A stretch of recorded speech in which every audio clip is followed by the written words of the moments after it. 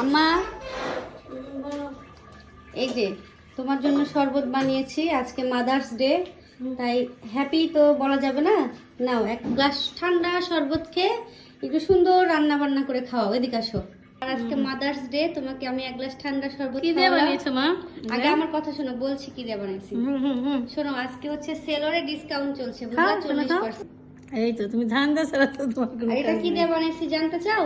তাহলে ভিডিওটা দেখো। রাজশাহীতে এত বেশি তাপমাত্রা যে একটু পরপর শুধু পানি শরবত খেতে ইচ্ছা করছে। তো আম্মু সারাদিন রান্নাঘরে কাজ করে, এই জন্য চিন্তা করলাম আজকে আম্মাকে একটা স্পেশাল শরবত করে খাওয়াবো। বেলের শরবত তো আমরা নর্মালি পানি গুড় দিয়ে মিশিয়ে খেয়ে ফেলি, আজকে একটু অন্যভাবে করার চেষ্টা করছি।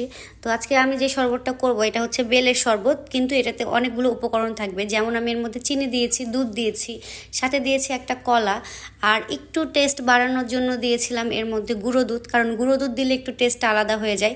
আর তারপরে ব্লেন্ডারে ব্লেন্ড করে নিলাম। খুবই সহজ, করে একবার খাবেন, অনেক মজা হয়েছে। এইভাবে গাঢ় করে যদি আপনারা শরবত বানিয়ে ফ্রিজেও রাখেন 2-3 দিন, তাও কিছু হবে না।